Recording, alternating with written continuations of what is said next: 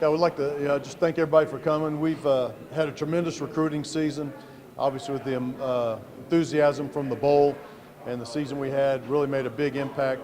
The best thing we had to sell was the fan base, which hasn't been done here in a long time, but we're probably one of the few group of 5 schools that could actually show recruits that when you come here, the fans are going to storm the field in the last game of the season, then they're going to storm it again in the bowl game. There's not hardly another group of 5 school in the nation, I think, that can say that and can show that to recruits, and that was a big selling point for us. This was a class that was dominated by linemen, offensively and defensively, 5 offensive linemen, 6 defensive linemen. Defensive backs were at a premium for us in this class. We really got to get better in the back end of our secondary. Felt like we accomplished that.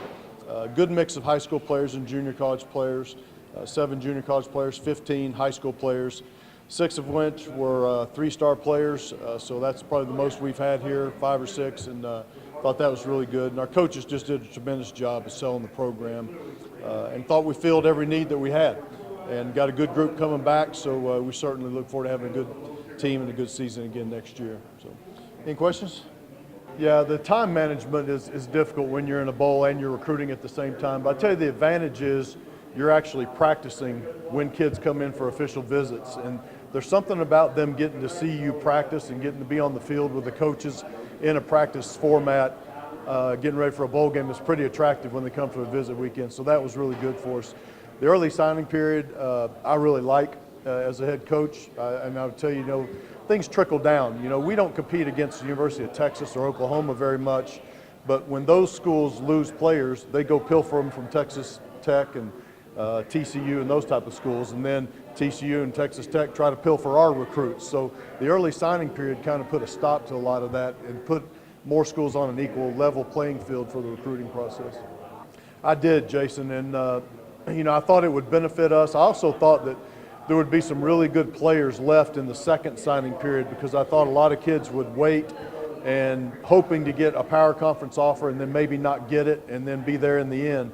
And that actually happened for us. We got 2 or 3 kids that one of them actually, John Graves, had a commitment to Texas Tech at one time, and then it didn't work out, so we ended up getting him. And then McGraw, the safety, had a lot of big-time offers early in his recruiting process, and he waited and waited, and we ended up being a better fit for him. So, yeah, I thought being patient really helped us in the end with that.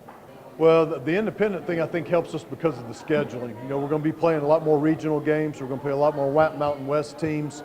So our fan base is going to be more familiar with those teams, and it's going to be more localized in the areas that we actually recruit. The Sun Belt really never helped us in recruiting because we don't recruit in North Carolina and Georgia and Alabama and all those places where the Sun Belt schools are.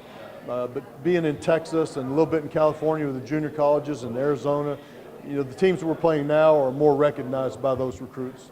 Yeah, I think this year was really a good model for us, and we'd like to be probably 50-50. We'd like to get half of our class in the first signing period. I don't think you want to do any more than that because, again, there's going to be so many good players left in that second recruiting period if you're just patient that you can pick up, that it works out better that way. So I thought, this year was a good mix for us. I think we signed, 21, 22 players. We signed 10 or 11 in the first period, and then, I think it was just about right for the second. Yeah, the biggest thing, talent-wise and athletically, we can replace the players that we lost, believe it or not. I know everybody thinks we're going to fall off the cliff with Larry Rose and those guys leaving. Athletically and talent-wise, we will be a better football team in 2018 than we were in 2017.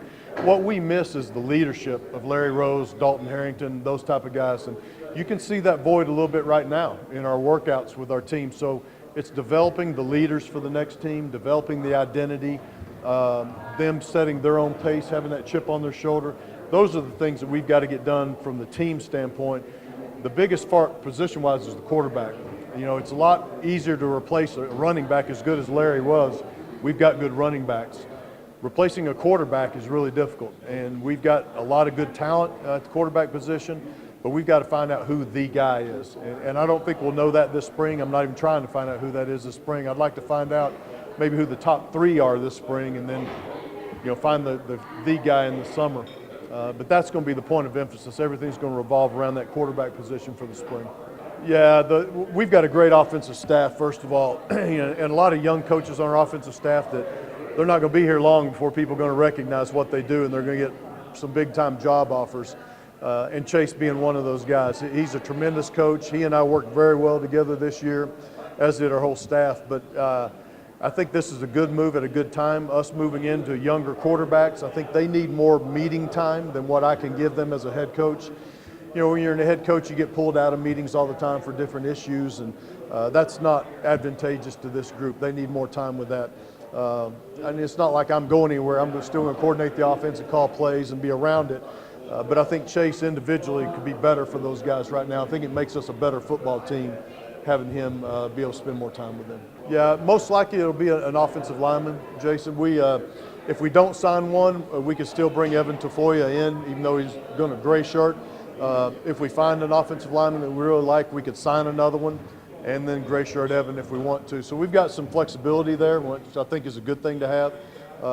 So we'll see how that plays out. Yeah, you know, I would hope to redshirt as many of these guys as we possibly can. The high school kids, definitely. We've got a lot of offensive and defensive linemen in here. Some of those guys will play for us, but I think the majority will redshirt. So as many as we can, it's always an advantage if you can redshirt those guys starting off with. Last year we were able to redshirt quite a few for the first time, so hopefully, you know, we can keep that moving forward. Yeah, they could be, you know, and again, you know who that is once you get here. It's hard to predict before they get here and actually start practicing.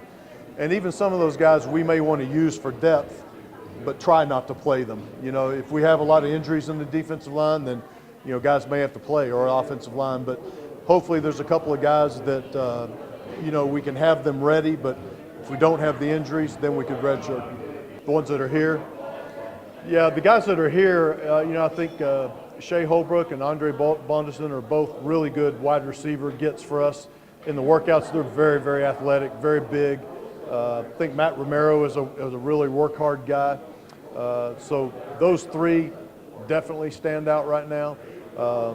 I think all those guys that we signed in the early period were definitely going to be able to help us. Ray Buford's another one that stands out right now. I think all those guys will be able to play for us this year, which that's why they were brought here, was to play immediately. I don't think we'll redshirt any of those guys. I think they'll all be contributors. Yeah, I will say this, the fan base in Las Cruces is on board. I can tell you that. The people here have been fantastic. There's a change in the pride that they have in the football program and the expectations, I hope. And I know they've opened their pocketbooks. The fundraising for football has really jumped. And Mario and I have always worked really well together, and I know he's fighting to get us everything he can. You know, honestly, things aren't moving as fast as what I would like. You know, we've got to get things done, and it's a snail's pace right now. You look across the country, you see this coach getting a contract extension, that coach getting a contract extension, assistant coaches being taken care of. None of that's happened here, and that's not good. That needs to get done. But, you know, I'm confident we've got a board of regents that wants this to happen, and I know they're working diligently to make things happen. Mario is. It's just things have got to get done, and so hopefully that'll speed up.